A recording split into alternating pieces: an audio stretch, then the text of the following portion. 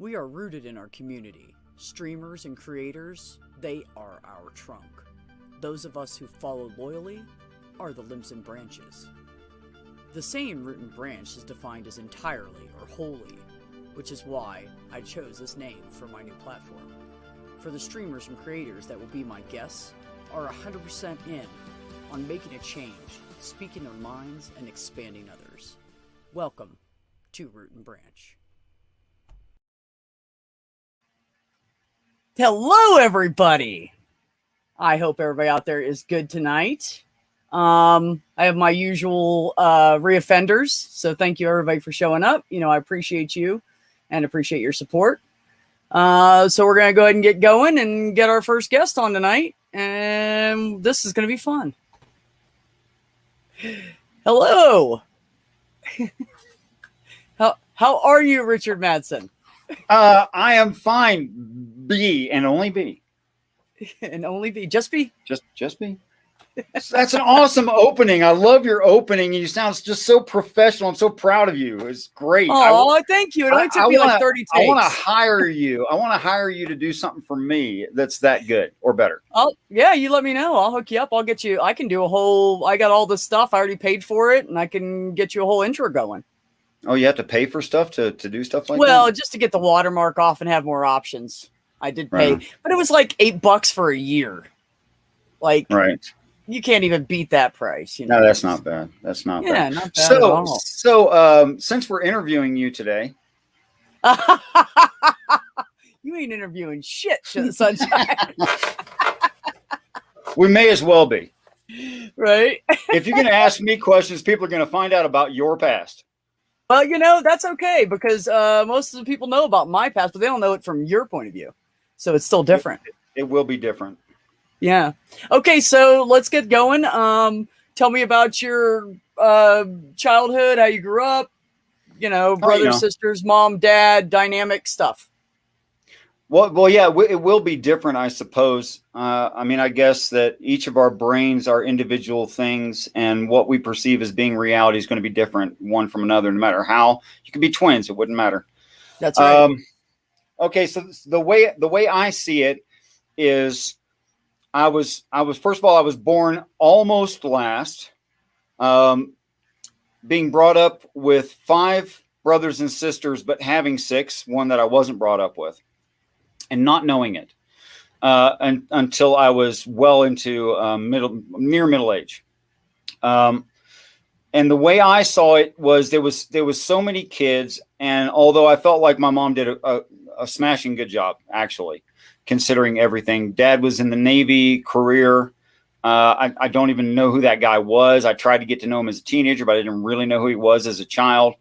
But I thought she did a really good job of trying to adjust to a woman who is trying to be considerate of males, never having been one. And I thought she did a smashing good job from a boy's point of view. And I'm gonna tell a dirty joke on her that you probably know about, but I think is shockingly good parenting, actually. Okay. And I'll tell that in just a minute. But I really felt growing up like it was super hard not to get love or necessary attention, but hard to get the attention I wanted, because I wanted a lot of attention. And there just wasn't time for one adult to give 6 kids 3 hours of attention each per day, because humans sleep. Yeah, and then, you know, cooking and cleaning and doing, you know, taking care of us. That was a lot. Yeah. Right. So that is more than exhaustive of the resources that were available at the time. But I wanted more than I had, that's for sure. So this might be a little bit surprising to people who have met me recently. I was the comedian. Now, I'm not very funny now. I don't try to be very funny. That's not funny. I don't try. Because you are funny, just not when you're talking about your shit. I'm really being serious. Yeah. But I was all about, and still actually am still all about humor. I really am. I love to see people laugh. And when I was a kid, I would do anything. I don't care physical injury to myself. Didn't care. Just anything. If I thought it was going to get a laugh at the moment. And I usually did. You were the pratfall king when we were kids. You could do them like no other. And then when you really passed out, we thought you were always playing. You did it so much. The interview's over. Good at it. Interview's over. You know too much. Okay, so I wanted that love and attention. I needed it because I was a child. I did the best that I could, but I think that it left me, although doing a lot of humor stuff, otherwise quiet and reserved and shy, which means that I didn't get the pretty girl. I never did ask the cheerleader. I never did. I didn't find out till years later that some females in my approximate vicinity at school thought that I was not an ugly guy. I had no idea. And I just dated they were beautiful on the inside. I just dated girls that just didn't have good self-confidence and pretty decent social reasons for believing that they shouldn't have good self-confidence. I'll put it that way. When it came to, teenage social structures. So that's the girls that I was dating. Let's see what happened next after that. So I had like 3 moms actually, in my view, because I have 2 sisters who are so much older than me. And I'm pretty sure that they did a lot of the raising of me. And I looked up to them like almost like, I don't know, aunts or something, not sisters.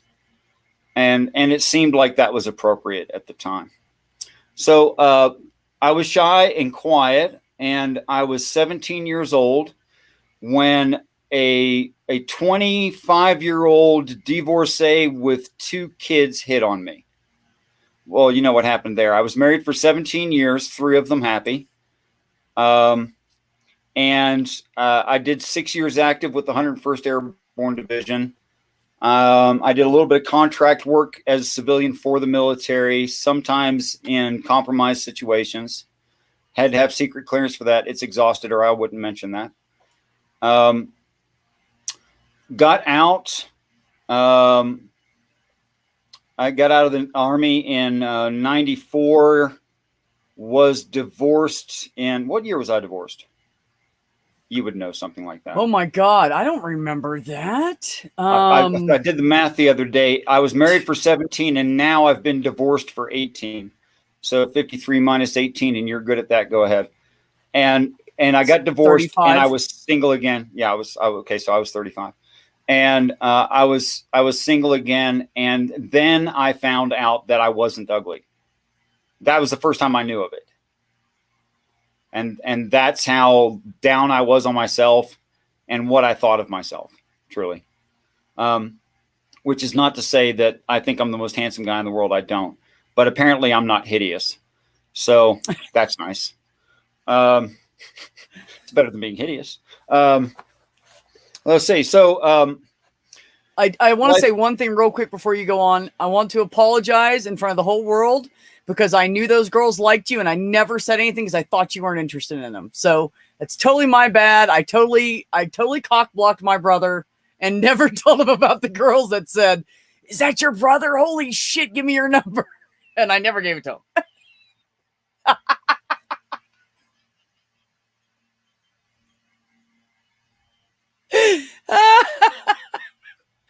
All right. I know I'm a dick. It's all good.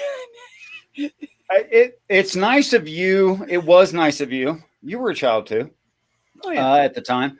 It was nice of you to say, "Oh, my brother is better than that, and he's not interested." Boy, was that wrong. But good thing I might end up like going down the wrong road and been like just a total man whore. I don't know what would have happened. Yeah, it's true. So it's probably better that way. And speaking of better that way, so life goes on. I'm 42 years old. I'm a hardcore anti-theist, not an atheist, making the positive claim there can be no gods. And by the Christian description of what God means, I'm still right. There can't be a God. unfortunately, that's not what religions describe. That's what people of religions describe. And I found that out. I started finding that out when I was 42 years old, that what these stories say is not what the practitioner says at all. It's just not. So I was shown, I'll get into the, you can ask questions. I was shown what a logical, reasonable, plausible, possible explanation, reading frame, context of, to start with, the Bible was. And I do not think any mind, any logic, any theology, any physics, any science, any physics of any kind can disprove this. I think it stands on its own. And I am thoroughly convinced that what I'm now professing as true is indeed true. And I invite people to come and challenge me on that and show me why I must be wrong. So that's an interesting thing going on in my life right now. So, okay. First question I have, what did you do while you were in the military? What were the different jobs you did? Well, of course, I earned a red beret and a black beret, and I had airborne wings, air assault wings. I got 2 ARCOMs and 2 AAMs. I got a meritorious service medal. What's that? Layman terms. Oh, yeah. He did really good. The people I worked for who weren't my unit gave me stuff that said they thought I was cool. Okay. My unit never gave me crap. In fact, because I was a red-haired stepchild, not literally, but figuratively, as a 62 Echo or heavy equipment operator attached to or working for a 12B or grunt unit, they didn't like to promote us. We were an attachment. We were not their unit. We belonged to headquarters. So we were never at headquarters to get noticed because we were always at Charlie. And then Charlie didn't have the slots for us, so we weren't getting promoted. Oh, shit. I didn't even know that was like that. No, I had no idea. Oops. So I don't know who Beth is, but so in order for me to get my E5 in Charlie Company was the same points that one of their guys needed for E7. Same points. That I knew. And that's ridiculous. I had to earn E7 to get E5. That was the truth of it.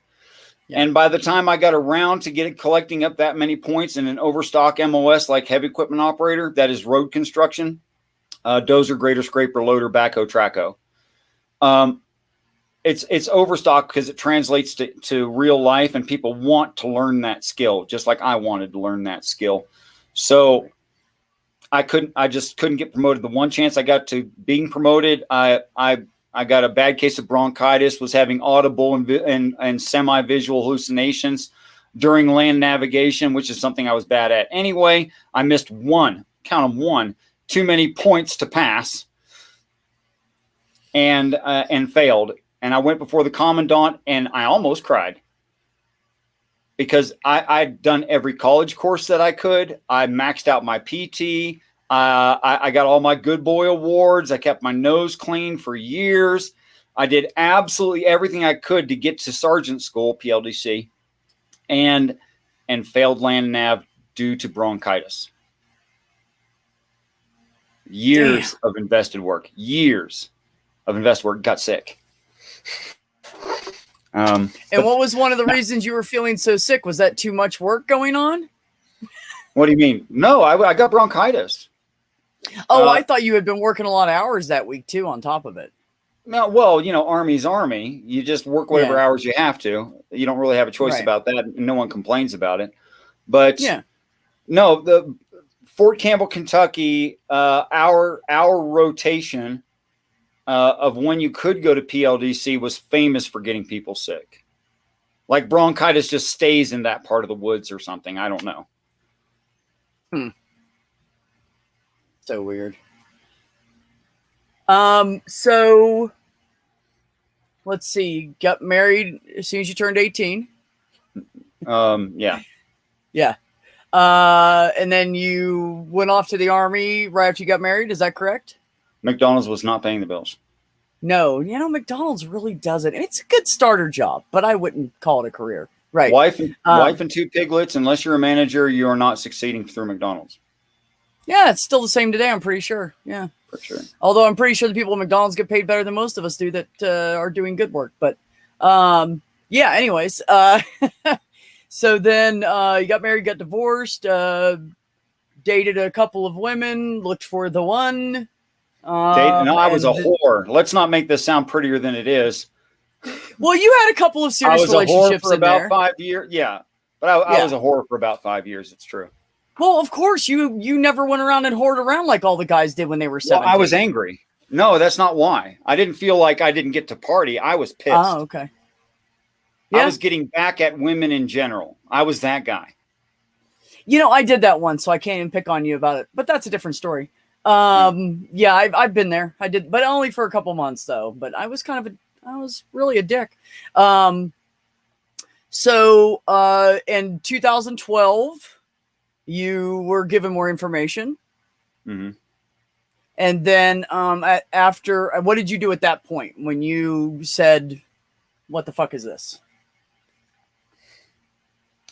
Went and talked to other people and read a little bit about human insanity. Because probably the best explanation I had at the time is I had lost my mind. Now, I didn't advertise to people that I was testing my own sanity as best as a person can against their perceptions of reality.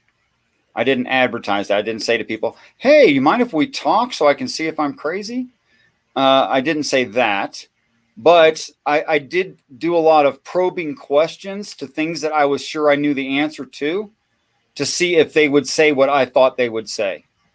I did a lot of that. I started reading the Bible for the first time in my life directly after what I can only describe as a waking dream.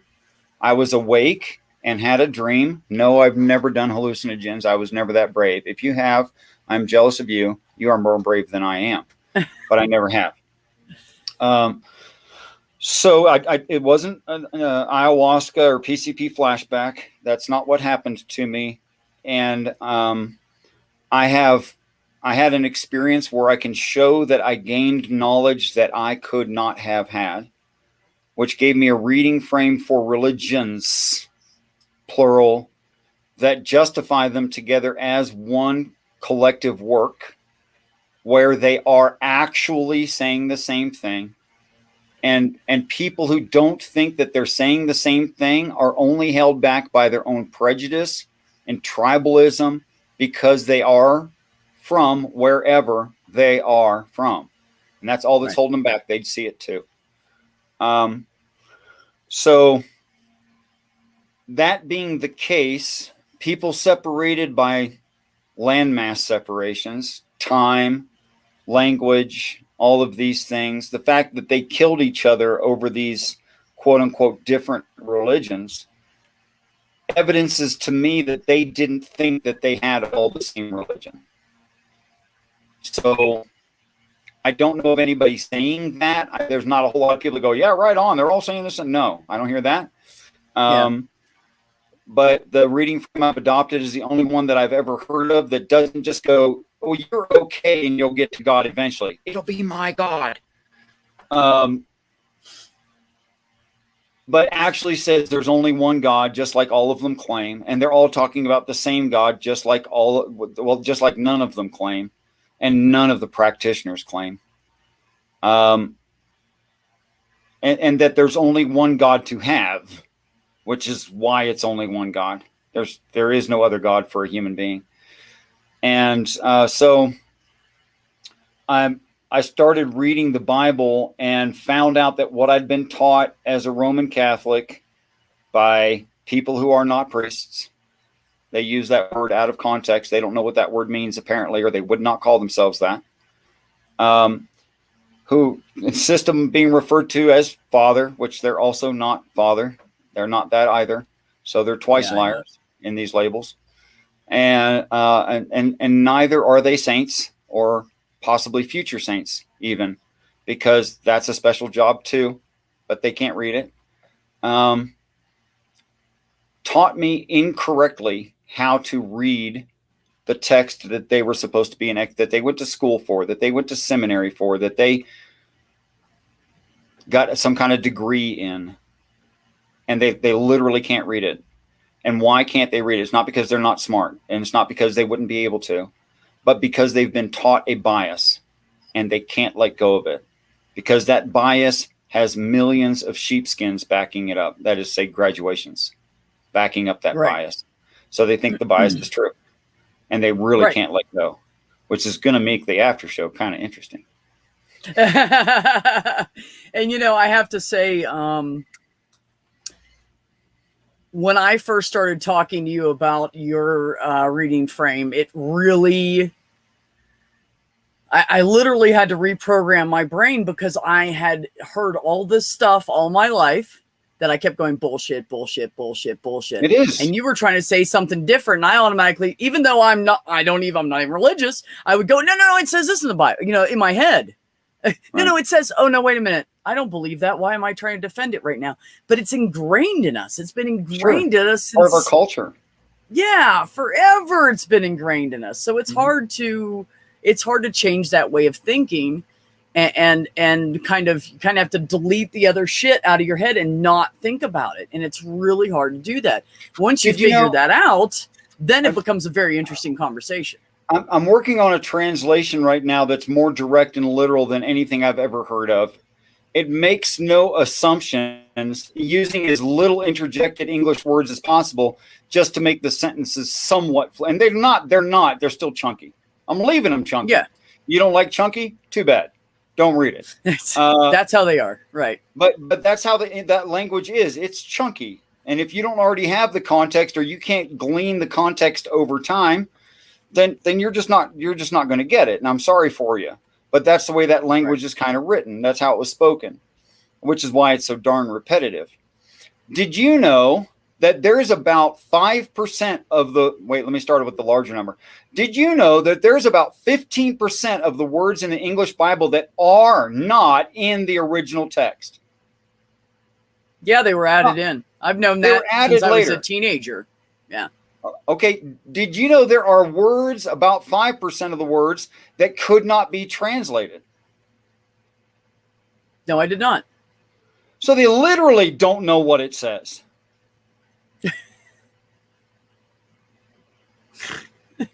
Well, we all know they don't. Anybody in my chat will tell you we all know they don't. That Christians don't know shit. There's some other. No, the 5% is more like the stuff, because these aren't statistical. These are like feeling numbers. These are like my survey at present looks like this. I didn't look at the whole work yet. The 5% is more like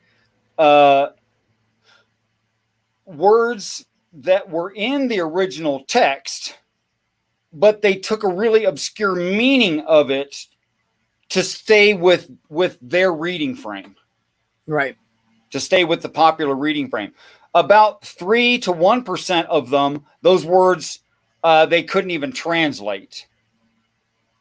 Now, if you add all that in together with their presuppositions, the words they simply could not translate, the words they had to interject to stay with their translation and to put it into English, dude, it does not say what people think. It just doesn't. You know, I have,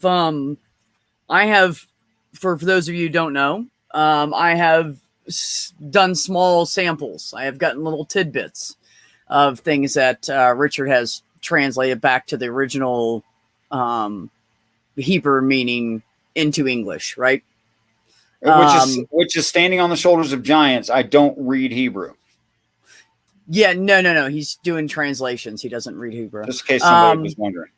Yeah, you're right. That's a good point to make. And I actually do have a couple questions for you in a second. And I'm going to tell you, it is nothing like what it says at all. It's not even close to what the modern day Bible says. Not close to the King James. It's not close to any of it. So a couple questions. Secular pagan mom said, please tell me Mother Teresa has not been labeled a saint by the Church/Vatican. I don't know the answer to that question, but I did watch an interview that you can look up on YouTube. Before she died, that was so obvious and not worth saying at all, was it? Sorry. No, she interviewed after she was dead. It was really cool. She was dead, and Dan Rather was dead too. I don't know how they crossed the time-space continuum border to put it on YouTube, but I found it there. Okay, rock on. So you can look up Dan Rather, Mother Teresa, where he's interviewing her, and yes, she comes across as very old and fragile and sweet and grandma-ish. Fine. She said something that I couldn't believe she said. I literally couldn't believe she said it. He said something, I'm paraphrasing. I don't have it written in front of me. So when you pray, what do you say to God? And she took a moment and replied, oh, I don't say anything to God. I just listen. And you think, wow, wisdom. She just listens to God. That's so smart, right? And then he says, well, what does God say? And she says, oh, he doesn't say anything. He just listens. Do you know what that's called?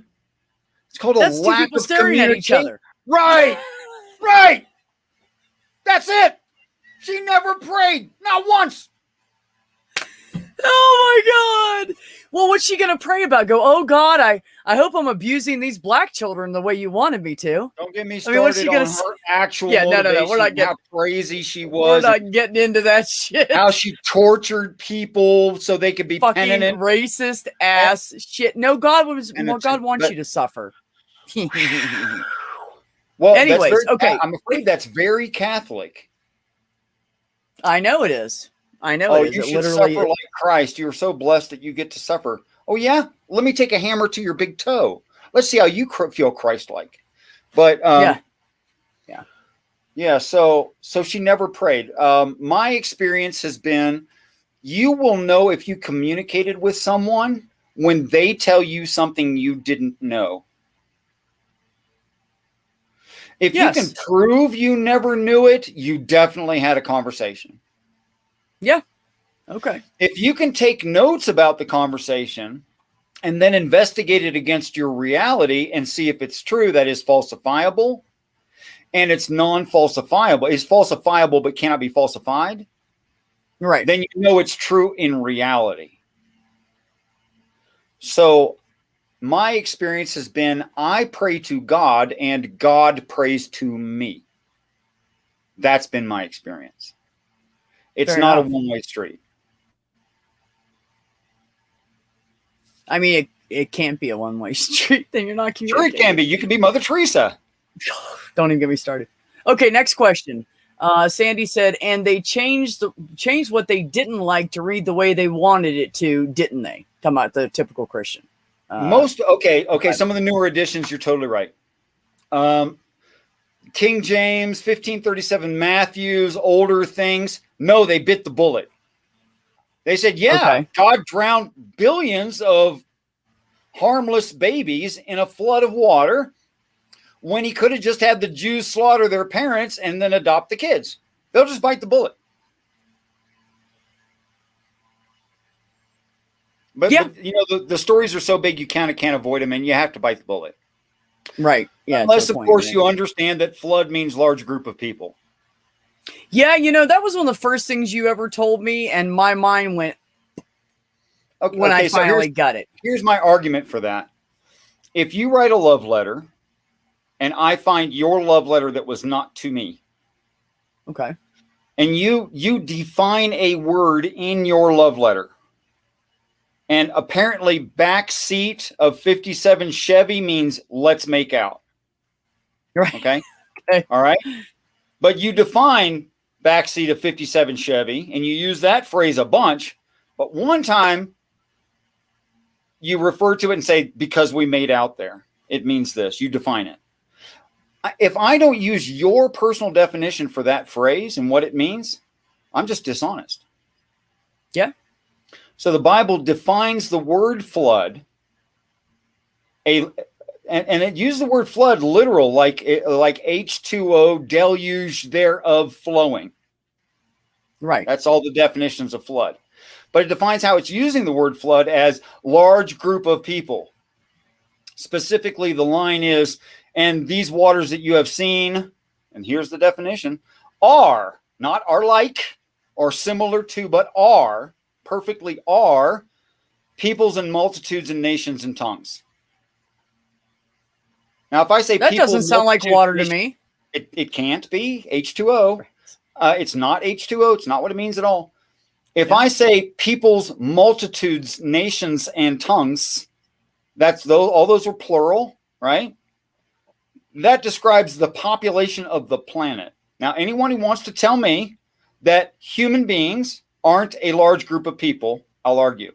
If you want to argue with me that a large group of human beings have not covered the planet, even above every mountain, considering we have a space program, I'm going to argue. If you're going to say that human beings aren't destroying the planet, I'm going to argue. But you already know all these things as a descriptor of the flood and what the flood does. You would already agree if you just weren't thinking about it Christianly. Yeah, I mean, that's, like I said, that's the trick. The trick is to shut your mind down and just listen. And let me tell you, that was hard for me. I mean, I'm ADHD and I'm opinionated and hard-headed. It was difficult for me to... But okay, it was difficult for me to switch my mind onto the, I need to listen to these new ideas and quit worrying about the old shit because I don't even believe in the old shit. That's perfect. And I'll tell you why that's perfect. The last thing you want, I have a friend, spent weeks with him, did an entire book of the Bible, made him answer questions of logic, did not tell him what to think, except rare occasions of desperation where he just wasn't getting it. Right. He couldn't even follow his own logic. And those are the only times I made suggestions. 3 weeks later, went right back to old Christianity, even though he had just done it himself. Why? Okay. Because he won't argue for what he is now reviewing. And he won't compare it to what he reviewed. And he won't set them side by side and say which one's better. So when someone says to me, I am stubborn, I say, good. I'm hard-headed. I love that. I love to argue about these things. Awesome. Let's do it. See, I'm not good at the arguing part, though. I can't hold it. My bucket can't hold water next to your barrel, buddy. I don't know that shit like you do. So never will claim to, never have, never had it, never will. No, I'm like 7-Up. Your high Q is an emotional. It's an EQ. That's where you really shine. And I kind of suck at that. Okay. Well, good. We both have our strengths. That's why we're an awesome team. Dun, dun, dun, dun, dun, dun. Real quick, I want to say everybody that came in, Randy and Dog and Maya and Granny and Ox. It's okay that you're late, sweetheart. Cadence hasn't even showed up yet. I'm very disappointed in her. No, I'm kidding. Support B, whose name I did not say earlier in the stream at all. You know, it's habit. It's really hard to flip. Yeah, it's hard to flip shit. You know, it's okay. It's all right. So what did SPM say? So ADHD, I don't know what it's like when people say they don't know that feeling. Floors me, it's not more common. Yeah, honestly, I think it's more common than people think. And I see it a lot. And I can almost, like 96% of the time, I can look at somebody and go, ADHD. I know, like that. I know instantly. The fidgetiness, looking around, finding something new to look at, and, all that stuff. So, which is why I've never studied anything, because, nothing's grabbed me and said, hey, you should study me. And I've been like, yes, I will. No, that's never happened to me. So, Aw, Spooky, how am I going to know you're a lurker if I don't know you're there? He said no one ever mentions the lurkers, the ones that aren't commenting in the chat. That's humor. Oh, by the way, Spooky, there is definitely a Russian space station on the other side of Earth's moon. There you go. There you go. Same smart place to put it. Why wouldn't you put a telescope there? Really you don't want the light of the Earth disrupting your view. Those Russians are sneaky. Yeah. Yeah, those fucking Russians. We probably have like 10 hands and billions of dollars into it anyways. So, okay. Where was I going with you? Whew, so much. So I think this is a story that most people don't know about you. So when you decided that's it, I'm going to go off and try to help people, and I'm going to preach my reading frame and see if I can expand people's minds. Not you. My girlfriend thought I was crazy. She, because I broke up with her. I asked her to marry me twice, and then I broke up with her because she said no both times. I said, well, I'm not going to ask a third time. So right. I'm pretty sure you mean no. So, so I broke up with her. I fulfilled some promises I made to her sister and her mom, and I got that over with. I came back and see her one more time at her place, where all my crap was. Like all my crap was at her place, and I just signed over my whole life. I kept my birth certificate and my social security card. That's all. So I gave her a Ford F-250 turbo diesel, 444 cubic inch, 7.3 liter, true crew cab, 4-door with 8-foot bed, a 24-foot trailer. I've been stacked to the ceiling with benches and tools, and just to do all the skills that I had, because I was building a home improvement and repair business at the time, and everything from a radial arm saw to a drill press, literally. I just like everything. Yep. I mean, I literally had more than 12,000 pounds of tools in that 24-foot trailer, and a Yamaha Silverado Roadstar 1700, which I'd only made one payment on, but it was a really neat bike. It was really nice. It had reverse. It's gorgeous, but yeah. So I signed over everything that I owned to her, which did not include the motorcycle, and I walked away, and I literally took a Bible and one jacket that I was wearing, and my pants and my t-shirt and my shoes on my feet, and I walked away. And I didn't do that because I'm supposed to sacrifice, and you should suffer for Christ, blah, blah. No, the crap was in my way, and I was happy to get rid of it. And it didn't make me suffer at all. I felt maybe free for the first time in my life. Maybe for the first time in my life, I actually felt free. And I was free.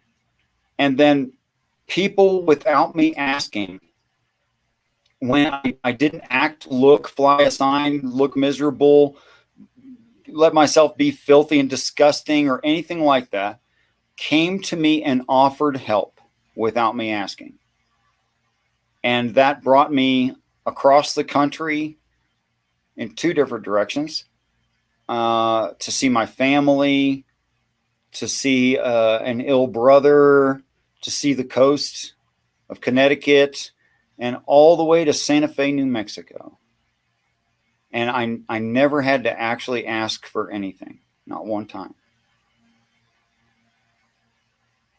Now, mind you guys, wait a minute, how long was that period? Wasn't that, how many years did you do that for? Traveling? Yeah.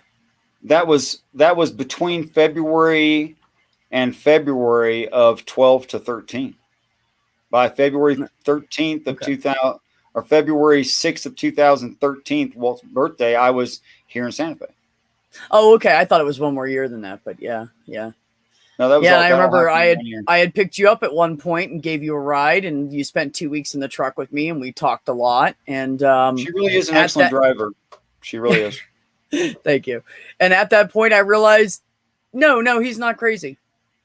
because everybody in the family was freaking out. It's true. Everybody, I'll tell you the truth. Everybody was, which he already knows. I already told him this, but I'll tell everybody else. They were like, oh, we got to get him checked. Oh, something's wrong. Oh. And at first I went, oh, man. Oh, shit. That's my bro. And then I said, you know what? That's not fair. That's not fair because I trust him. I've always trusted him. Why am I not trusting him now? So I looked at everybody and said, hey, you know what? He's a grown-ass adult. Let's let him do what he's doing. Let him do what he wants. And if one day he gets into some kind of shit, then we'll help him. And I'm going to tell you guys, the whole time he was doing all this, he never once asked for anything from any of the family because he literally didn't need to. I never had to. Yeah. Yeah, this guy that walks down the street and finds a roll of money this big, you know? Because he was led in a different direction. Well, it wasn't a street I normally walk down. I know. I would have avoided that street normally.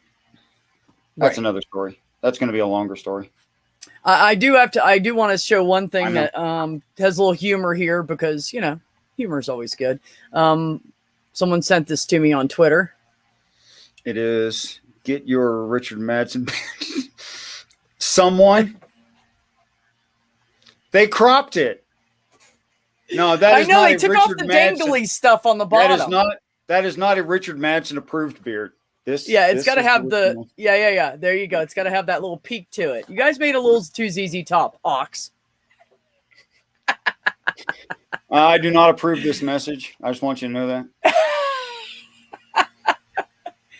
that. So I think we're going to talk a little longer because I think something happened to the other person's internet because they have been gone for about 15 minutes and have not. Oh wow. Come back. So you get more of a floor than you thought, buddy. I guess I scared him. I doubt you scared him. He loves you to death. I doubt you scared him. I love him. He's a great guy. He's brilliant. And I'm not a gay man, but if I were a gay man. Yeah. I mean, yeah. If I were not a gay woman. Yeah, it's true.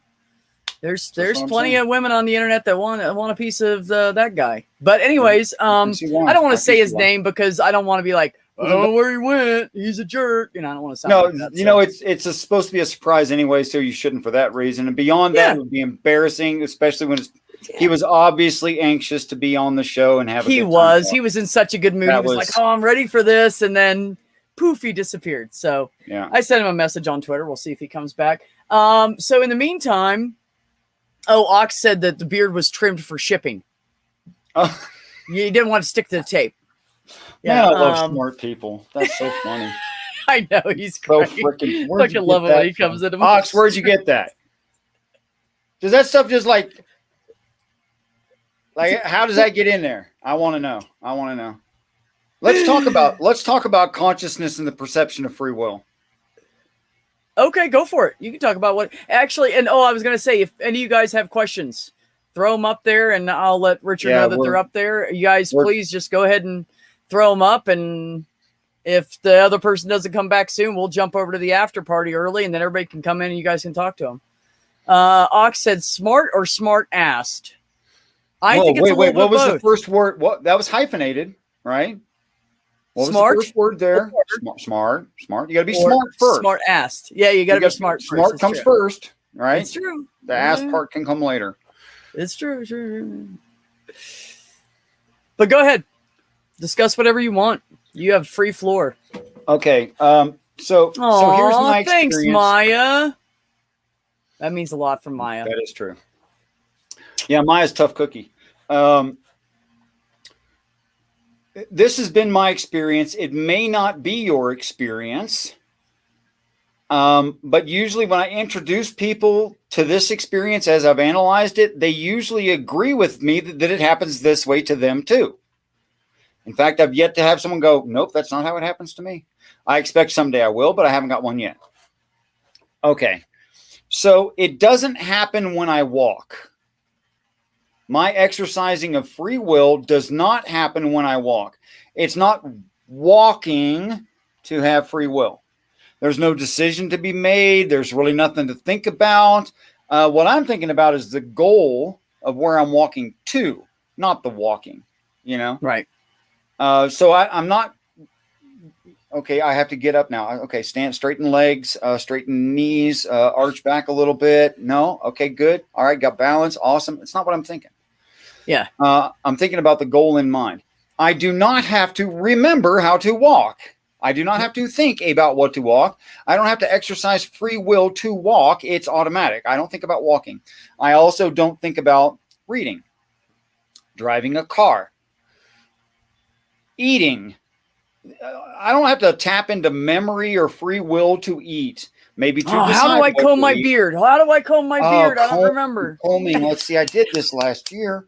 So free will is not the things that are automatic that you don't have to think about. So that's not part of it. Okay. It's about choices. That's what free will is about. So let's talk about choice making and how choices come and how we select choices. Okay. Okay. So in order for me to need to make a choice, I have to first have some kind of conundrum. How important it is irrelevant. Whiter wheat. What? Whiter wheat. Yeah. Whiter wheat. Actually, that's no conundrum for me. I've like figured out the things I like. I don't think about that anymore. I like the pasty white that you can form into like little sugar cube looking things. No, I'm just kidding you. Wonder Bread's the best. That's what America's all about. Quick segue and informational moment. Public service announcement. Subway's bread has so much sugar in it that they don't even consider it bread. Carry on. I love Subway. I'm not. I know you do. That's why I told you the fact. I'm still gonna love it. I'm aware I can get extra bonus calories that I didn't even know I got. I'm trying to gain weight here, Beth. I know. You're slim and trim. I know. You really need to gain some. I'm trying to get fatter. I'm trying to save bulk up for a bad winter. It's not working out so good. So I have to have first a conundrum. And then when I'm faced with a conundrum, and just so there's some kind of complex scenario to make example of everything, I'm driving down a muddy road with a 2-wheel drive car that's completely inappropriate for that kind of road. I go downhill, there's a washout. The creek, because of the rain and mud, has washed out the road. I can't cross it with my little tiny car. I have a decision to make. Yes. Well, first thing is, can I cross it? I guess that's an option. But let's look at it. So I come in and I realize, and I'm faced with this new thing I've never seen before, this particular situation. So what happens in my experience when I'm faced with that kind of a conundrum, not like just turning the key to the car. I don't think about that. When I'm faced with that kind of conundrum, what happens to me personally is I get a series of suggestions come to mind. First, I'd like to point out that I'm getting a series of suggestions from me. That alone doesn't make sense. I don't make suggestions. I don't ask questions of myself. How do I walk? How do I eat? How do I brush my teeth? How do I I don't ask these questions. But when I'm faced with something and I don't know what to do, suggestions come to me apparently, experientially in my mind. And I'll put them in a row and I'll look at those suggestions, metaphorically look at those suggestions, and I'll say, this one looks dangerous. Like maybe one of the options was back up the hill and take a run at it. That looks dangerous. I could die. Like, I don't think that, no, that's a bad suggestion from a brain that is usually pretty darn reliable. Now I have to ask myself, I should be asking myself the question, why am I so stupid as to think of something like that when that's not in my personality range? I'm not a brave adventure guy. That's not me. I've got better logic than that. This car is not a submarine. I don't think it would actually work. Now I'm thinking parts of my brain are dumb. I don't know why parts of my brain are dumb. That doesn't make sense to me. I look at the second suggestion. Well, maybe plowing through a big mudslide's not a good idea, but maybe I could get turned around. Well, thinking about turning around, I saw how narrow the road was. Well, it's really only a lane and a quarter, and this car's kind of long, and maybe I'm going to put that on maybe shelf. I'll put it on maybe.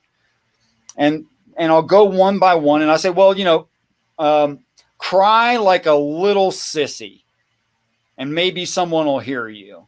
Well, that's embarrassing. So I have a moral problem with crying like a little sissy, So I'm probably not going to pick that one, but you'll go through them and you'll say, okay, this one for this reason, this one for this is a maybe, and you'll sort them. Right. And you'll whittle it down until you get the best one in your opinion. Your experience, your morality, your grasp of reality, your understanding of what reality actually is, what will work and what won't, things like that. And you'll narrow it down to one, and that's the one you're going to freaking do. Yeah. It might still be what is the best option? Yeah. It might still be crazy. I'm going to back up 3 miles with a luxury car on a muddy road. It's still stupid, but by golly, I'm going to do it. Yeah, but it's the best stupid out of your choices. There you go. Okay, so is it free will? Seems to me it's more like free won't. Seems to me it's more like things coming to my head. Some of them sound stupid to me, and I generated them. That doesn't make any sense. And then I select what I won't do. And by default, what's left over, I will do.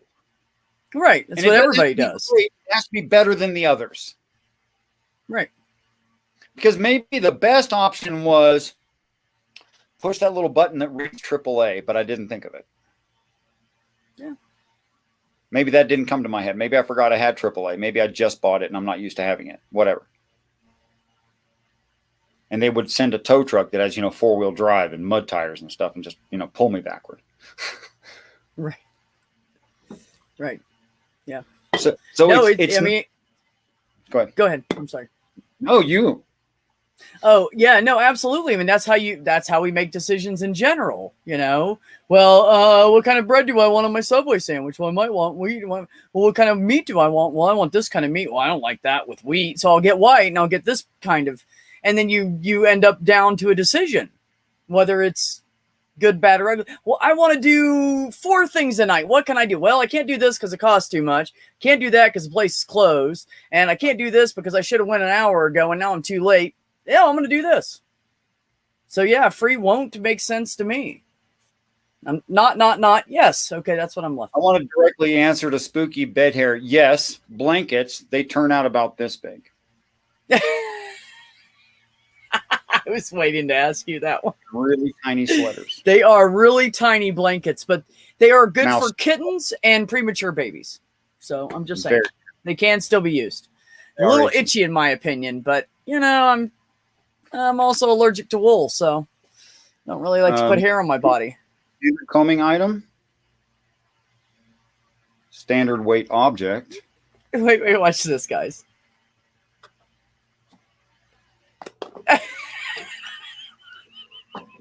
What? It's so Heavier? thick and coarse, nothing. I've seen him put a mouse on it, a pack of cigarettes. What was the third thing?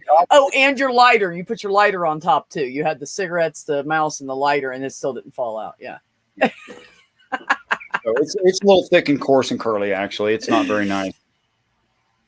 Anyways. The thing where lovely ladies come and go, oh, let me touch it. No, it doesn't happen. It's they more go, like, oh, let me. Oh, that's coarse. No, it's more like, oh, I think I could clean my baseball bat with that. More like that. I get the handprints off the handle on my Louisville. That'd be like. Oh, look how shiny. Look. It's like sandpaper. Steel wool.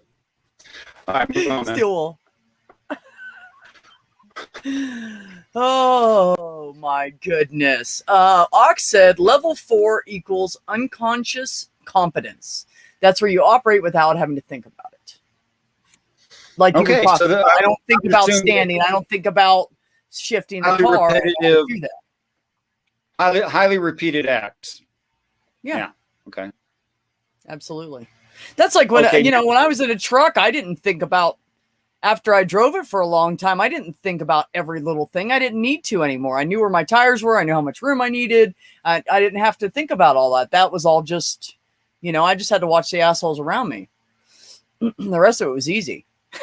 B, you got corrected. Ox, that was not a quote by Ox. You read the wrong line. That was a quote by Harmonic. Oh, I'm sorry. I'm sorry, Randy. I'm sorry. It was Not up. that It was up above. It was up above. Yeah, no, Yep. you're right. It was Randy. Thank you, Randy. It's absolutely the truth. Ox, I have to tell you something that's true about Chuck Norris.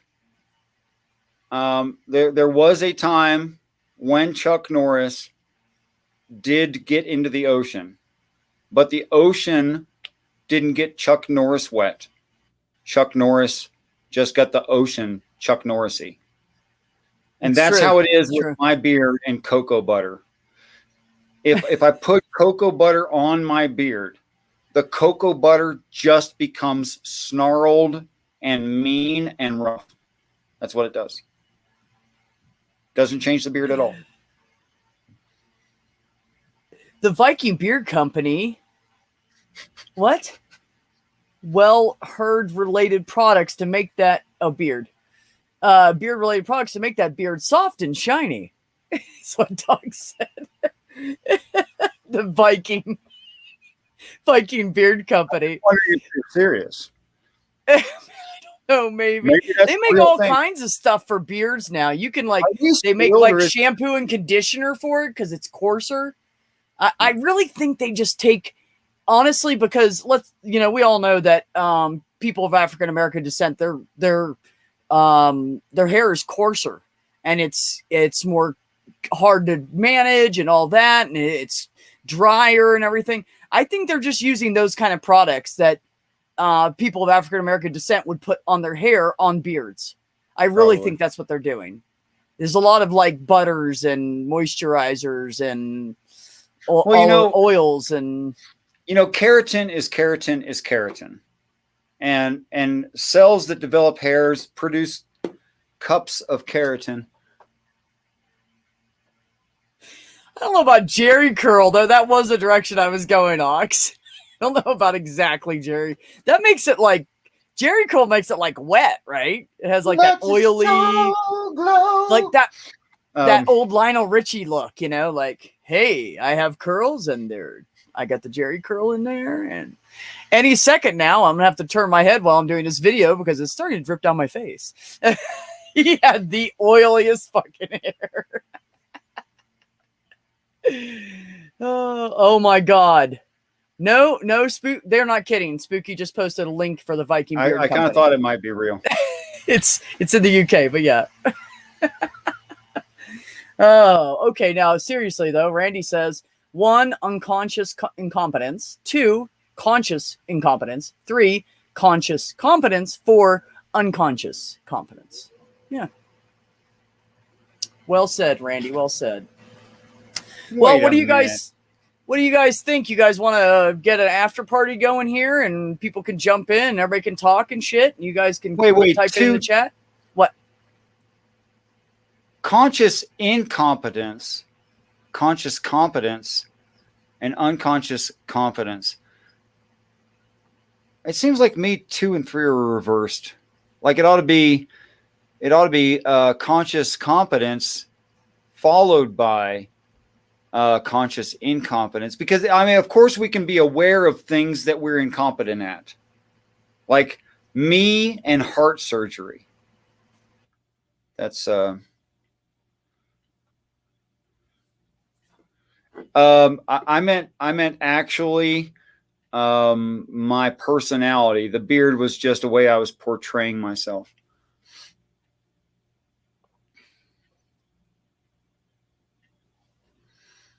And something happened with B.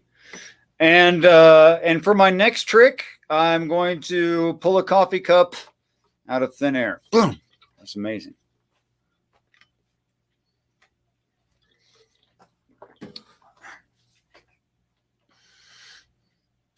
Okay. Come on, guys. We can't get a round of applause for the coffee cup? Come on. I almost told my favorite joke. Do it. I was getting desperate. When I first came, none of this is true. It is a joke. None of this is true. None of this happened in reality whatsoever. Do not base my reading of the Bible on this joke. False. False. It's false. It's false. Everything I'm about to say is false. when I first came to Santa Fe, they were letting artists decorate the city bus, and I ended up with one on. Show them, Vanna.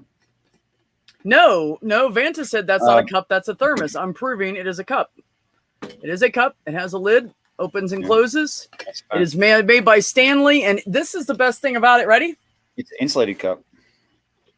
Yeah, they really does don't leak. not.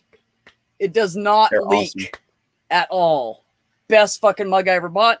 Got one, buy one, get one free. That's why his match is mine. Anyways, carry on. Yep. I kept the blue one because I got to pick. And he doesn't care. I don't care. Okay. When I first came to Santa Fe, they were letting local artists paint on the sides of the bus to make them look a little bit brighter. And the one I ended up with had characters on it like Ernie, Bert, Big Bird. It had also Snuffleupagus and several other of those characters. At the first stop we picked up, and it's hard. At the first stop, we picked up these two very, very large, and I mean large, women who were giggling because apparently they shared the name Patty. And we also picked up there at that first stop a funky old black guy who told me his name was Lester Weiss. At the next stop, we picked up a man who was obviously mentally disabled in some way, but he liked the attention he got, and he was apparently a friendly guy. People referred to him as Special Ross. When we got downtown to the transit station and parked and he released that emergency brake, I went to pick up my stuff and everyone else peeled off their shoes. And I paused and they all began picking at their bunions. I got off the bus immediately and swore to myself that never again would I ride with to obese Patty Special Ross, Lester Weiss picking bunions on a Sesame Street bus.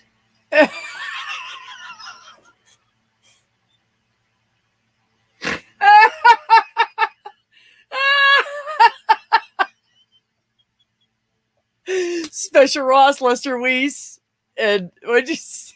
To obese Patty Special Ross, Lester Weiss, picking bunions on a Sesame Street bus. Ooh, that is one of the better jokes you have ever told. That is so really hard. good. Oh, and it's soon no one's going to get it. Yeah, you're right. You're right. Yeah. No, I think they still do those commercials. They're just a little different, but they still do them. Do they? They still have that? Yeah. The Big Mac commercials. Oh yeah, that's where they make all their money. $8 for a little tiny fucking little. And let me tell you, I remember. Let's talk about McDonald's for a second. This is a beef with me, pun intended. Okay, or lack of beef with me. So McDonald's. I remember when I was a kid, and I really wanted to try fucking McDonald's so bad. So I was like, Mom, she's like, okay, I got a few bucks. We'll go somewhere to eat. Don't pick anything too pricey. What do you want? And I said, I want a Big Mac from McDonald's. That's what the fuck I want. I was like 17, right? I was all excited. And we drove all the way into town, Clarksburg. It was a 45-minute drive to get to the nearest McDonald's. Not a joke. We drove 45 minutes into Clarksburg, went to McDonald's. I was all like, yeah, baby, you're going to give me a McDonald's Big Mac. She hands me the bag. She gets her bag. She gets a little regular burger. I got a Big Mac. Now, first of all, let me say, my hands haven't changed much in size since I was 17. Maybe a quarter inch or something. But these are pretty much the hands I've had since I was a teenager. That burger was like this. I remember I couldn't put my fingers together. Barely. It was so tall, I had to squish it. I literally put it back in the wrapper all the way, squished it flat so I could put it in my mouth. I couldn't freaking, I got 3/4 of the way full through it and didn't barely eat any of my fries, and I was almost full. Like, that was a fucking burger, man. So I got to that point. I set it down for a minute, wrapped it back up in the wrapper, set it down. I was kind of like nibbling on a few fries, and Mom gets done eating her burger, and we go to leave. She's like, what do you think? And I said, Mom, it wasn't yours. And she's like, I know, but I knew you wanted to try it. So we drove home, and the next time I wanted a burger, she fucking made one for me. It was the best burger in the world. Because even back then, they didn't taste very good. They still weren't homemade. They were still frozen fucking patties, but they just everything keeps shrinking. Like, and now I got a Big Mac, like a couple months ago, I got a Big Mac. It was like this. I could hold it with one hand. I was like, this isn't a Big Mac. This is a half a Mac. It was a half a Mac. But they did it gradually, and nobody really noticed. Oh, I noticed every time because I rarely ever eat there. So people eat there all the time. They don't know because it's like seeing yourself in the mirror every day, and then somebody looks at you and goes, "Damn, you lost some weight," and you're like, "Oh, did I?" Well, we usually notice that. "Oh, damn, you got fat. Did I?" And then you punch them for calling you fat. But not the point is. The point is you don't notice that slow progression. But with me, I don't go to McDonald's all the time. I eat a Big Mac like 2 or 3 times out of the year, maybe. Some years I haven't eaten it at all. So every time I go, what the fuck is it's like the size of a Whopper Junior now, you know? So yes. Not everything is shrinking, Dick. We realize that you are very well endowed, sir, with your bad back. We understand. You know what they say about guys who talk about it. But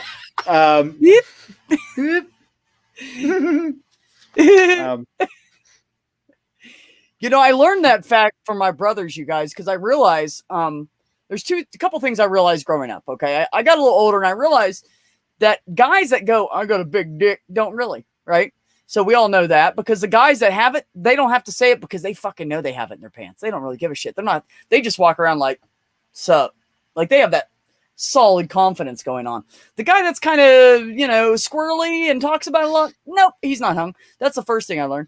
And then I got older and I realized that everybody in my family must be well endowed, because no woman, no matter how much one of my brothers and the other whatever dated people, any of you guys, nobody ever came back and said, "And he had a little dick too." And that's the first thing a woman's going to say when you piss her off and hurt her. So I think that all of my brothers must be above average. We paid them off. We paid them off in advance before the dates began. Oh, damn, I thought it was pretty large sum of money. No, actually, no, we took your inheritance. Here's $200. Don't tell him I got a little dick. Check. Sign here. Yeah. We made him sign papers. It wasn't a prenuptial. It was prenuptial.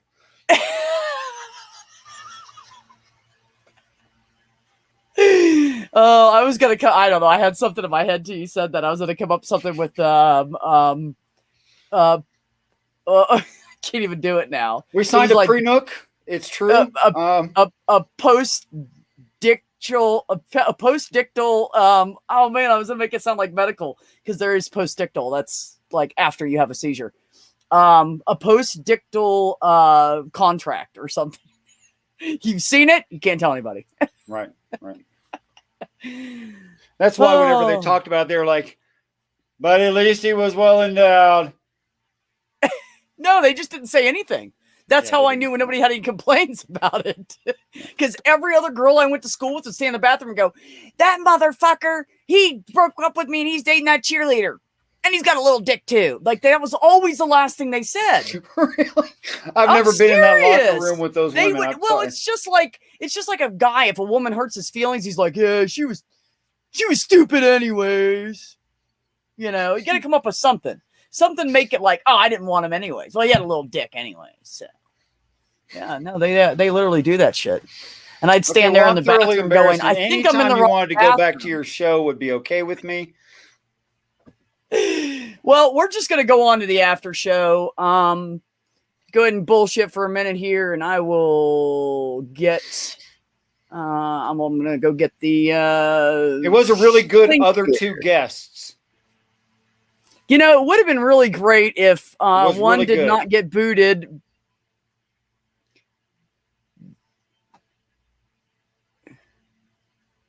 Yes.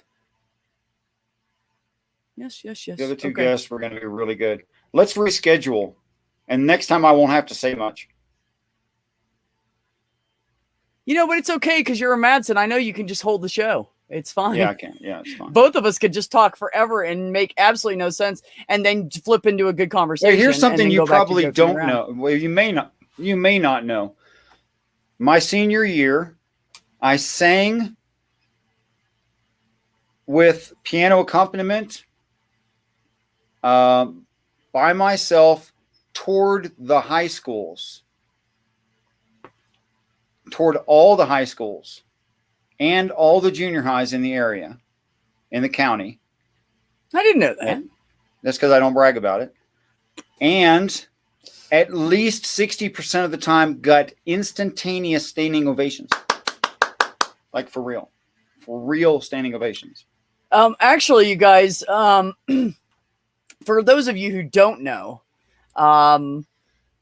Richard has always been a really good singer. And although we have both spent some time in choir, he can beat my ass any day at singing. I am not that good, probably because of my, I don't know, inner ear issues or something, because I sound really echoey to myself badly. But yeah, it will mess you up a little bit. And everything sounds kind of like echoey, muffled, so I really can't hear myself that well. And then later on when I watch it, I go, no, I'm not putting that on TikTok. Fuck that shit. Okay, everybody. So the link's right there for the after party. I'm gonna go let this guy go have his smoke, and we will all reconvene in about 10 minutes over there.